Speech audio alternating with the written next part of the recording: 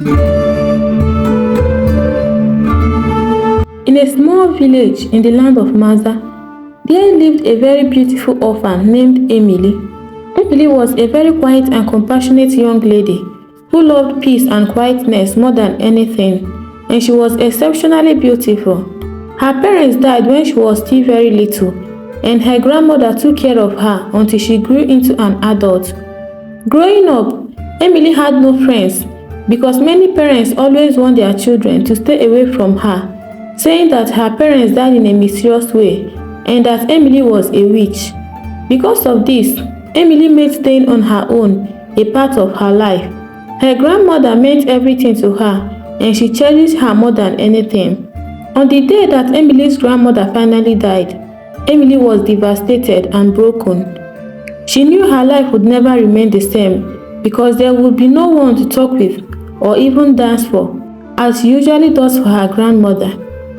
Emily would often go to the village square to dance, hereby expressing her joy and sorrow. She was a great dancer, and dancing was one of the things she loved so much. She had severally dreamt of dancing with her mates, but that dream was like an unachievable one, as she had no friends and no one was willing to come close to her. Though some of the young ladies in the village who had watched her dancing steps from afar had secretly wished they could dance like her, while few of the maidens became jealous of her and despised her the more. Emily continued to live her simple and quiet life. Going to the village square every day to dance became her routine. One cool evening, while she was singing and dancing at her usual spot, unknowingly to her, Prince Ikenna, who was the prince of Maza Kingdom, was passing by, and immediately he saw her, he stopped to watch her dancing moves. He hid himself in a way that she could not see him. Emily's graceful movements and radiant smile captivated the attention of Prince Ikenna. He was deeply enchanted by her beauty and talent. From that moment on, Prince Ikenna was smitten with Emily. He began to sneak away from the palace to watch her dance every evening, and Emily was totally unaware that she was being watched. As time went on, Prince Ikenna decided to meet Emily one-on-one. He secretly followed her home one of the days, and Emily was shocked and in great panic to see someone of such status in her house, though she didn't recognize him as the prince of their land because she had never set her eyes on him before. But his royal apparel clearly screams of his background and status. Prince Ikenna introduced himself to her and told her not to panic, that he meant no harm. He told her how he had been watching her dance in the village square for days now, and he must confess that she was truly a great dancer. Emily appreciated him and was happy that at least there was someone who saw something good in her. They sat down and talked for a very long time, and the prince finally left. Emily cherished the moment so much. Since her grandmother died, no one had visited or even had long discussion with her. Prince Ikenna continued visiting Emily almost on a daily basis until rumors began to spread around that there was something going on between the prince and the orphan who was rejected by all. This made Emily very scared, as people would always point accusing fingers at her whenever she passed on the road. She wanted the prince to quit coming to her place, but Prince Ikenna assured her that everything would be fine. He also opened up to her and told her that he had fallen deeply in love with her these past few days, and he was delighted that their feelings were mutual, as Emily also told him that he had fallen in love with him too. But she was deeply scared of the difference in their social status. She was sure that no one would support the marriage between a prince and a commoner. Prince Ikenna told her not to worry, that he would handle that, and both of them were happy to know that they loved each other. The prince knew he had found his true partner and wanted to marry her. He then went ahead to inform his parents, King Ezobi and Queen Nana, about his newfound love. However, when his parents heard this and also heard about the maiden's background, King Ezobi and Queen Nana were appalled. The king and the queen refused to accept Emily as their daughter-in-law, citing her lack of royal blood and social status. They insisted that their son marry a noble woman, not a commoner. At that point, they informed the prince about how they had already made arrangements for a noble woman for him and wanted it to be a surprise. The king and the queen told Prince Ikenna that the chosen bride for him was studying outside the country, and plans have already been put in place for her to return that very weekend. Prince Ikenna was greatly displeased. He went on his knees and began to plead with the king and the queen. But despite all his pleas, they refused to budge. Determined to be with Emily, Prince Ikenna continued to see her in secret, but the king and queen were relentless in their efforts to separate the lovers. They forbade the prince from stepping out of the palace until his intended bride would arrive. At least that would keep Emily out of his sight and mind. Prince Ikenna did everything within his powers to leave the palace, but all was to no avail. Emily too was saddened after Prince Ikenna failed to visit her for days. She thought the prince had finally given up on her, and that made her cry most of the time. He was the only friend she had, and she had deeply grown fond of him lately. To add to her grief, whenever she stepped out of her house, many maidens would always laugh at her and make mockery of her, telling her face to face that she was of no importance and she had been rejected by all, including the very person she thought was standing by her. Those who wanted her to feel more pain would go as far as telling her that the prince was already married to a beautiful and notable young maiden chosen by the king and the queen. This made Emily isolate herself. The laughter and mockery were becoming too much for her, and she couldn't face them all.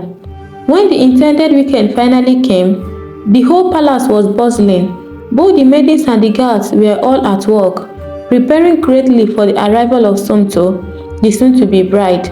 It was midday when she finally arrived, and everyone was out to welcome her, except the prince, who was in his room thinking deeply about Emily. The king had sent for some palace guards to call him, but he refused to show up. Somto was surprised to see that the prince was not among the people who came to welcome her. She felt disappointed, but still managed not to show it on her face.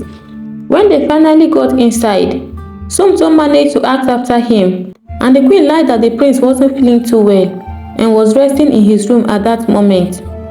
Somto decided to go and see him in his room, but to her greatest surprise, Ikenna was not in his room.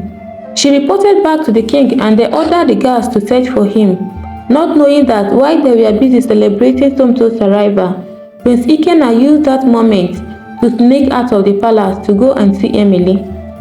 After the search and he was not found in the palace, Somto knew within her that something was wrong somewhere, and she needed to find out quickly what the issue was.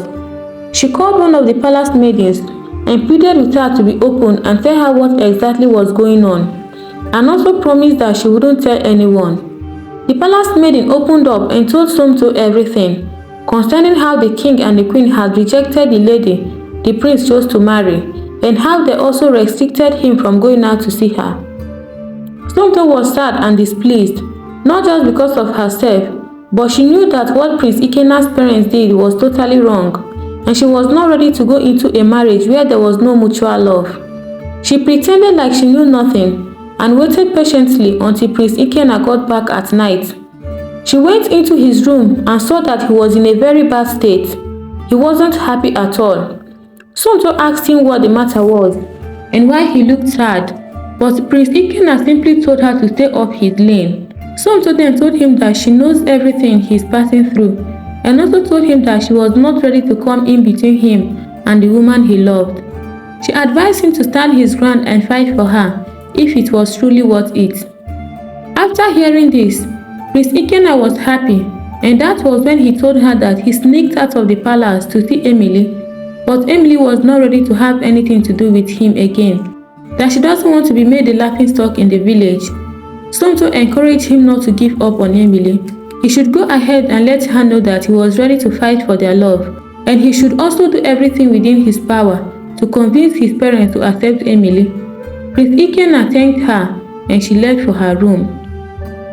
The next morning, Somto informed the king and the queen that she was going back to her parents, though they tried to convince her to stay, but she had already made up her mind. She carried her bags and left. This made the king very angry, and he called Prince Ikenna and told him that he can go ahead and marry whoever he chooses, but he should be rest assured that he would never ascend the throne of Maza. The queen pleaded with the king, but he was not the type to go back on his words. Prince Ikenna cared less and was happily going to see Emily, not minding whatever anybody was saying. Queen Nana was not happy with everything that was going on, and she decided to pay Emily a visit to warn her to stay away from her son. While at it, Prince Ikenna met her there, and the queen, not wanting to exchange words with her son in front of Emily, she angrily left immediately. Prince Ikenna reassured Emily that she shouldn't be afraid of anything, that he was ready to lose the throne just because of her. Their love continued growing stronger and stronger, and one day, the king fell greatly ill, and the palace healers were unable to find a cure for his illness. They tried every possible means to bring him back to his feet, but all was to no avail. And at the point of giving up, Emily disclosed to Prince Ikenna that she had knowledge of herbs and healing, and if they would give her the chance, she would love to do something about the king's illness. It was hard for Prince Ikenna to believe that there was something Emily could do about the king's condition, since almost all the known healers in the kingdom were not able to bring him healing. But even at that, he was still ready to try out other options. Prince Ikenna went home and told his depressed mom about what Emily said, and the queen, having no choice, agreed that Emily should come and treat the king. Emily was brought into the palace, and she began to administer some drugs to the king, and within a couple of days, the king started responding to treatment. Everyone in the palace was amazed. This was something they had already given up on. The queen was overjoyed to see the king coming back to his feet, and after a few weeks, the king was completely healed and everyone was happy. Emily's remarkable healing skills saved the king's life, and the royal couple was forced to acknowledge her value. They finally agreed to allow their son to marry the orphan, realizing that true love and worth were not determined by social status. The kingdom of Maza celebrated the union of Prince Ikenna and Emily, and the entire village honored the young woman who had brought joy and healing to their community. Emily's dance, once a solitary expression of her emotions, became a symbol of hope and love, inspiring generations to come. And also, the prince and his orphan bride lived happily ever after, ruling the kingdom with kindness, wisdom, and grace.